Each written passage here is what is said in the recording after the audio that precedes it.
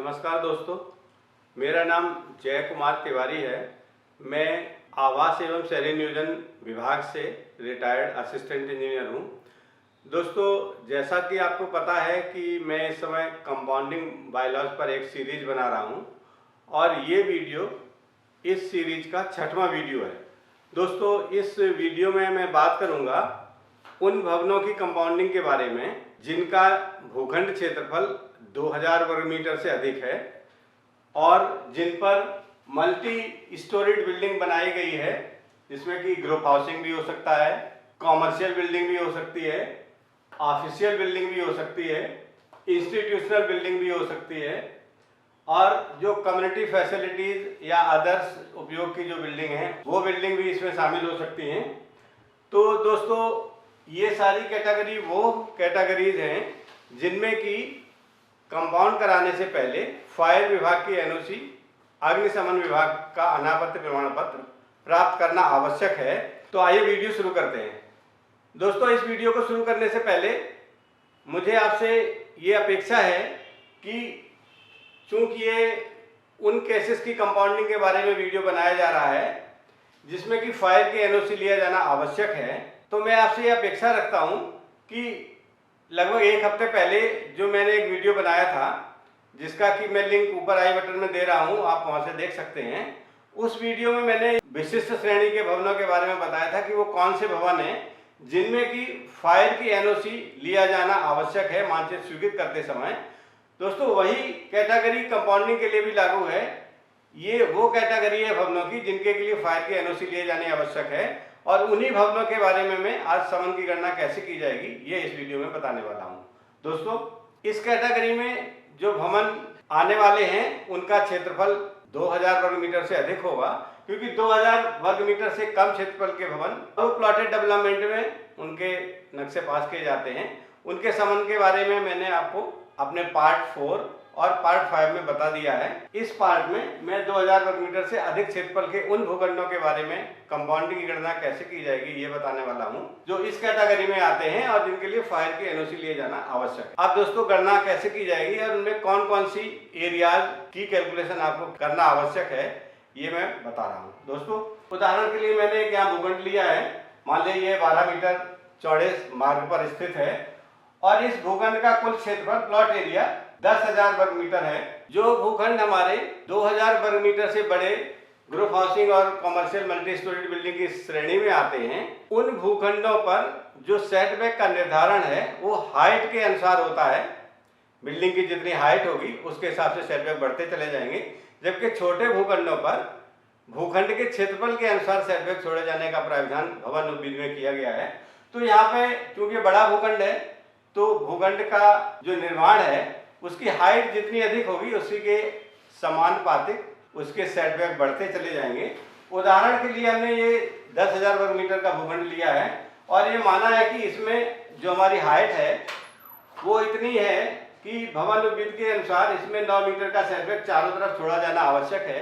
तो अब बात करते हैं कि इस कैटेगरी के भूखंडों पर जो ग्रुप हाउसिंग या मल्टी स्टोरीड है, अधिकतम 40% ग्रांट कवरेज ही अनुमन्य है भवन विद्युत के अनुसार। कैटेगरी वाइज जो अलग अलग तय हुआ किस उपयोग में कितना दिया जाना है। एक उदाहरण के लिए कल्पना करते हैं कि इस उदाहरण में जो भूखंड लिया गया है उसका क्षेत्रफल 10,000 वर्ग मीटर है। भू आच्छादन 40% अनुमन्य है, मतलब 10,000 का 40% 4,000 वर्ग मीटर। और इसमें कल्पना करते हैं कि 1.5 FAR इसका अनुमन्य है। तो 1.5 के अनुसार 10,000 में 1.5 का गुणा करेंगे तो 15,000 वर्ग मीटर इस पर कुल कवर्ड एरिया मिलेगा सभी तलों पर मिला के। अब गणना करते हैं कि अगर इसकी कंपाउंडिंग तो कैसे करेंगे। मान लीजिए इस भूखंड में आपने जो भी निर्माण किया है उसमें कुछ भी पास नहीं कराया है, सारी चीजें आपको कंपाउंड करानी है। तो कौन कौन से फैक्टर हैं जिनको आपको पहले कैलकुलेशन में जिनका एरिया लेना है। तो पहले तो हम देखेंगे कि इसकी सेटबैक क्या है। मान लीजिए इसका सेटबैक 9 मीटर है। हाइट के हिसाब से सेटबैक जैसे बदलते जाते हैं, तो उदाहरण के लिए मैंने यहाँ लिखा है कि setback according to height 12.5 metre से 15 मीटर तक ऊंचाई के जो भवन है उनमें 5 मीटर चारों तरफ सेटबैक छोड़ा जाना आवश्यक है। इसी तरह 15 मीटर से 18 मीटर तक ऊंचाई वाले जो भवन है उनमें 6 मीटर सेटबैक छोड़ा जाना आवश्यक है।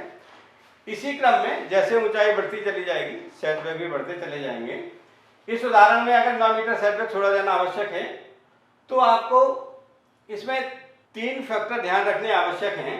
पहला तो अगर इसमें कुछ भी पास नहीं है तो 40% कवरेज के अंतर्गत और 1.5 FAR के अंतर्गत जो निर्माण आपको मानचित्र स्वीकृत कराते समय स्वीकृत हो सकता था उस क्षेत्रफल की गणना करेंगे अनुमन्य सीमा के अंतर्गत बिना अनुमति निर्माण के। तो ग्राउंड कवरेज 40% है अगर इसको ले लेते हैं और टोटल FAR 1.5 के अनुसार 15,000 वर्ग मीटर आता है, तो ये आपका 15,000 वर्ग मीटर FAR जो है ये बिना अनुमति के निर्माण की सीमा के अंतर्गत ये गणना हो गई। दूसरे पॉइंट पे बात करेंगे, इसमें ये भी आपको प्रतिबंध है कि जो सेटबैक में अगर आपने कोई निर्माण अतिरिक्त कर लिया है जिसको समन कराना चाहते हैं तो उस अतिरिक्त निर्माण के लिए ये प्रतिबंध है कि जैसे मान लीजिए 9 मीटर का सेटबैक है, आपने यहाँ पे अतिरिक्त निर्माण करा लिया जिसको समन कराना चाहते हैं, जिससे हमने रेड लाइन से यहाँ पे दिखा रहे हैं। मान लीजिए अतिरिक्त निर्माण आपने कर लिया है, मान लीजिए इसकी चौड़ाई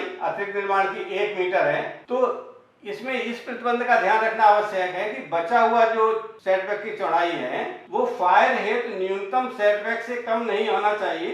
2 चीजें आपको ध्यान रखनी है कि हमारी जो अग्निशमन विभाग की रिक्वायरमेंट है सेटबैक की, वो रिक्वायरमेंट यहाँ कम ना हो। मान लीजिए अग्निशमन विभाग कहता है कि हमारा जो फायर के लिए रिक्वायर्ड सेटबैक है वो 6 मीटर मिनिमम है, इससे कम नहीं होना चाहिए।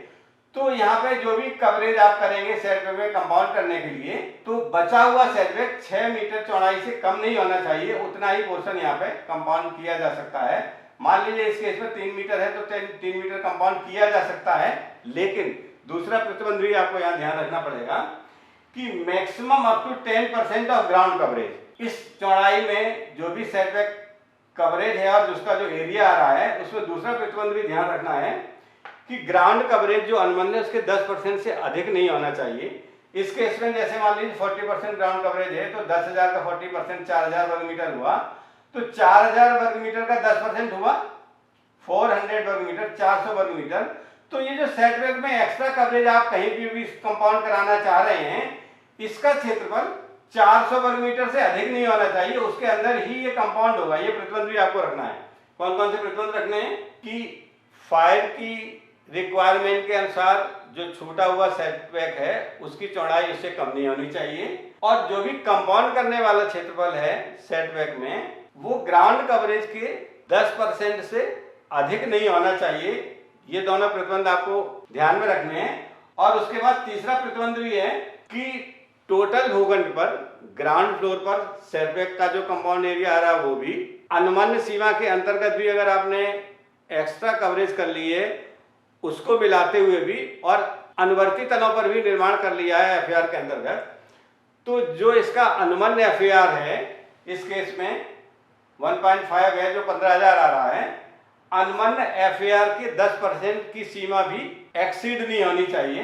15,000 का 10% कितना हुआ 1,500।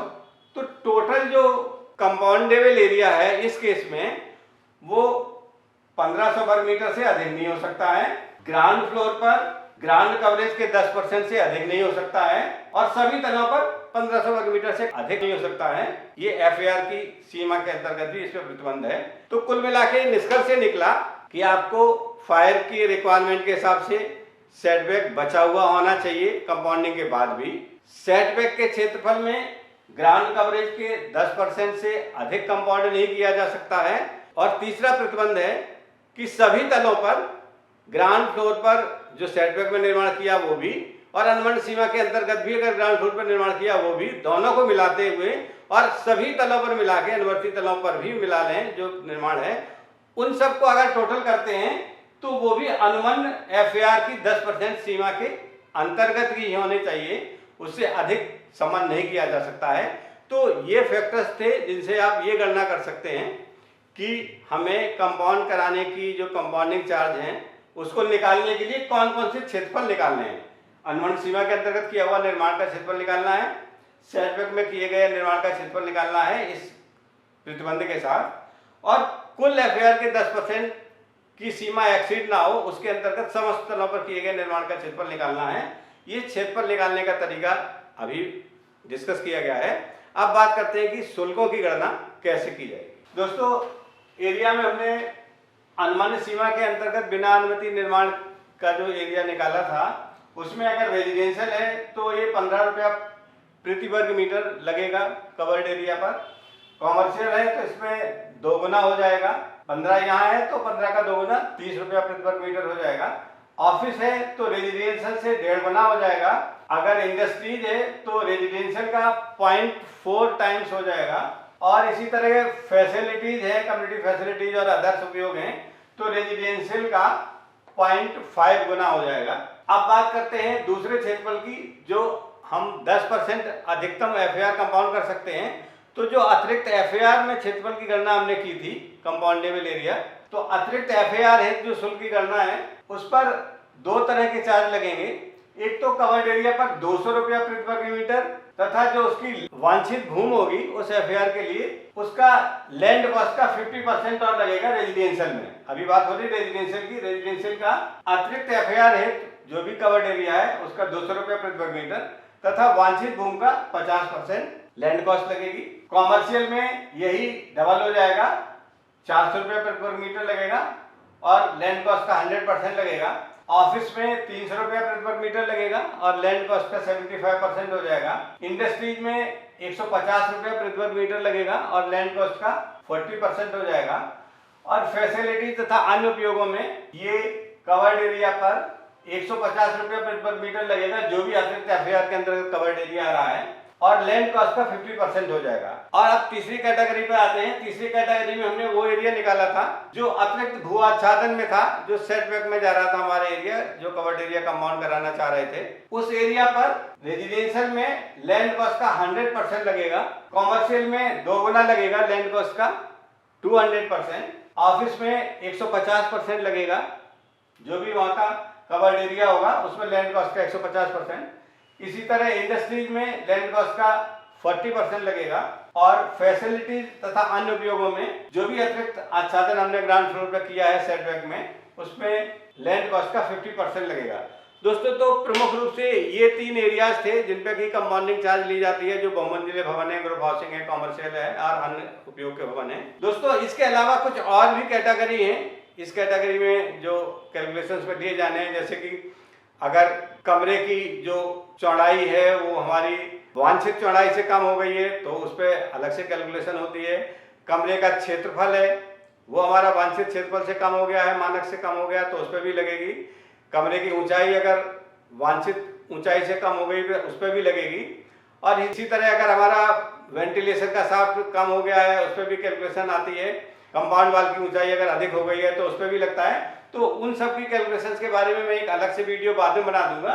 प्रमुख जो घटक थे, प्रमुख एरिया जो कंपाउंडेबल एरिया थे, उन पर कैसे चार्ज की गणना की जाएगी बहुमंजिले भवनों में जिन पर फायर की एनओसी आवश्यक है, वो इस वीडियो में मैंने बताया है। दोस्तों एक बात और मैं बताना चाहूँगा कि हमारे इस कंपाउंडिंग बायलॉज की सीरीज के वीडियो जो थे उसमें जहाँ जहाँ भी समन की गणना के बारे में हमने बात की है, पार्ट 4 में, पार्ट 5 में, इसमें या आगे भी करेंगे, तो यहाँ एक सीमा है कि किसी भी तरह जो उस प्लॉट पर अनुमन्य एफएआर है उस एफएआर की 10% अतिरिक्त सीमा तक ही जो क्षेत्रफल आएगा, सभी मदों में जितने तरह के भी कंपाउंडेबल एरियाज आते हैं सभी मदों में वो एरिया उस भूखंड पर अनुमन्य एफएआर की 10% की सीमा को पार नहीं करेगा। अंतिम लिमिट वो ये है कि अनुमन्य एफएआर के 10% की सीमा के अंतर्गत ही सभी मदों में मिलाकर हमारी जो एरिया है वो कंपाउंड हो सकते हैं। ये भी ध्यान रखना है सभी तरह के कंपाउंडिंग केसेस में। दोस्तों ये वीडियो यही समाप्त होता है। अगले वीडियो में हम फिर बात करेंगे कंपाउंडिंग के नेक्स्ट फैक्टर्स पे कि कैसे गणना की जाती है। ये वीडियो यही समाप्त होता है। नमस्कार।